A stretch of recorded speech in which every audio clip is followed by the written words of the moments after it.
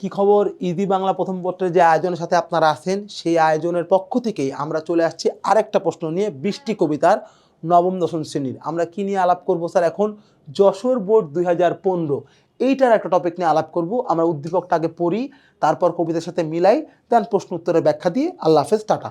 Okay sir, দেখেন 4 number কি sir?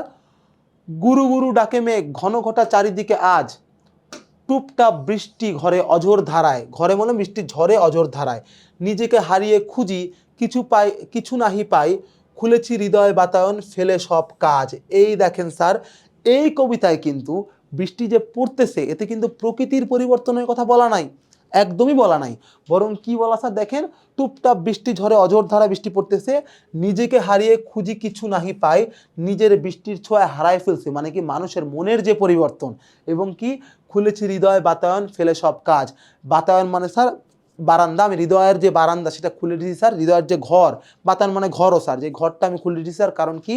ফেলে সব কাজ, আমার সব কাজ ফেলে দিয়ে আমার মনের ঘরকে খুলে দিয়েছি বৃষ্টির ছোঁয়া পাওয়ার জন্য। তার মানে বৃষ্টির ছোঁয়ায় মানুষের বিষণ্ণ মন যে একটু পরিবর্তন হইতে চায়, একটু উদাসীনতার মধ্যে যাইতে চায়, সেটাই কিন্তু এখানে উল্লেখ করা। কিন্তু বৃষ্টি কবিতার প্রথম 8 লাইনে বিস্তারিতভাবে প্রকৃতির যে পরিবর্তন বলা আছে তা কিন্তু এখানে একদমই আলোচনা করা নাই। তাহলে আমরা দেখি, উদ্দীপকটা তো বুঝলাম, আমরা কবিতাটাও বুঝলাম, এবার আমরা শুরু করি। প্রশ্নগুলো কেমন খেয়াল করবেন। ক কি স্যার? নদীর ফাটলে পূর্ণ প্রাণের জোয়ার কি আনে স্যার? বন্যা আনে নদীর ফাটলে পূর্ণ প্রাণের জোয়ার। বৃষ্টির কারণে বন্যার সৃষ্টি হয় এবং সে যেন নদীর ফাটলে পুরো জোয়ার নিয়ে আসে। কিসের জোয়ার স্যার? জীবনের জোয়ার। নদীর ফাটল মানে কি? শুকনা নদীর পার, সেটা ভিজে স্যার আবার উর্বর হয়ে উঠবে, ওখানে আবার চাষাবাদ হবে। এটাই এখানে বন্যার মাধ্যমে বোঝানো হয়েছে। ওকে স্যার, চমৎকার। খ বিদ্যুৎ রূপসী পরি বলতে কবি কি বুঝিয়েছেন? কবি আসলে বিদ্যুৎ রূপসী বলতে বিজলিকে বুঝাচ্ছে। এটা একটা কল্পনা, উপমা, মেটাফোর। কবি চিন্তা করতেছেন, আমরা দেখি না তার বৃষ্টির সময় মেঘের ভাজে ভাজে বিজলি দেখা যায়, বজ্রপাত হয়। কবি কল্পনা করতেছে ওগুলা যেন বিজলি বা বজ্রপাত না, ওরা যেন বিদ্যুৎ রূপসী পরি, বিদ্যুতের মতো দেখতে, অসম্ভব সুন্দর রূপসী এক একটা পরি, ওরা যেন এক মেঘ থেকে আরেক মেঘে চড়তেছে, সাওয়ার হচ্ছে, লাফাচ্ছে স্যার। ক্লিয়ার? তো এই যে বিজলি চমকানোটাকে কবি পরি হিসাবে কল্পনা করলেন, সেটাই এই বাক্যে প্রকাশ পাইছে। ক্লিয়ার? এটা এক ধরনের উপমা, যেখানে সাধারণ একটা বিষয়কে অন্য একটা দৃষ্টিভঙ্গিতে দেখা হয় বা অন্য একটা দৃষ্টিভঙ্গিতে কল্পনা করা হয়। বুঝতে পারছেন স্যার? ওকে, সুন্দর। এইবার আমরা চলে আসি স্যার আমাদের গ আর ঘয়ের প্রশ্ন। খেয়াল করবেন, খুলেছি হৃদয় বাতায়ন ফেলে সব কাজ, উদ্দীপকের বক্তব্যের সঙ্গে বৃষ্টি কবিতার মিল কিসে স্যার? মিল হচ্ছে বৃষ্টির ছোঁয়ায় যে মানুষের মনের পরিবর্তন ঘটে। আমরা যে কবি এখানে কবিতার মধ্যে একদম ডিরেক্টলি এই লাইনগুলো বলা স্যার,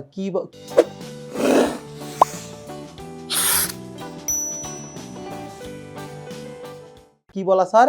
যে বিষণ্ণ মেঘ জমে ওঠে কোথায় স্যার? যখন আমাদের বৃষ্টি হয়, আমাদের মন চায় এই এরিয়া ছেড়ে অনেক পথ পাড়ি দিয়ে নতুন কোথাও চলে যাইতে। যেমনটা কিন্তু উদ্দীপকের মধ্যেও কিছুটা বলা, যে দেখেন নিজেকে হারিয়ে খুঁজি কিছু নাহি পাই, আমি নিজেরা হারায় কিছু খুঁজে পাচ্ছি না, বৃষ্টির ছোঁয়াতে যেন আমি আমারে হারায় আবার আমারই খুঁজতেছি, এবং আমি আমার ঘরের দরজা খুলে সব কাজ ফেলে দিয়ে নতুন দিকে আগানোর চেষ্টা করতেছি। অর্থাৎ দেখেন, উদ্দীপকের যে কথাগুলো, ভাষা এক না হলেও, আমাদের কবিতার ভাষা ভিন্ন হলেও কথার অর্থ কিন্তু দুদিক থেকেই সেম। কবিতার মধ্যে কিন্তু এই ধরনের কথাই বলা, যে বৃষ্টির ছোঁয়ায় মানবিক মনের তীব্র পরিবর্তন ঘটে। প্রকৃতি যেমন হা করে থাকে এক ফোঁটা বৃষ্টির জলের জন্য, মানুষের মনও বৃষ্টির জন্য ঠিক সেই রকম প্রার্থনাই করে। তো সুতরাং বলা যায় স্যার, যে উদ্দীপক এবং আমাদের কবিতা দুটো একে অংশের সাথে মিলেমিশে একাকার হয়ে গেছে। কোন দিক থেকে? বৃষ্টির ছোঁয়ায় মানবিক মনের পরিবর্তনের দিক থেকে। বুঝতে পারছেন স্যার? খুবই সিম্পল, খুবই সহজ প্রশ্ন। এবং শেষ প্রশ্ন স্যার, উদ্দীপকটি বৃষ্টি কবিতার মূল ভাবের প্রতিনিধিত্ব করেছে, মূল্যায়ন করো। আপনি লিখবেন অবশ্যই অবশ্যই মূল ভাবের প্রতিনিধিত্ব করেছে স্যার, কিন্তু সম্পূর্ণ মূল ভাব এখানে প্রকাশিত হয় নাই। কারণ কি? বৃষ্টি কবিতা কি শুধুমাত্র মানুষের মনের যে পরিবর্তন তার উপরে লেখা?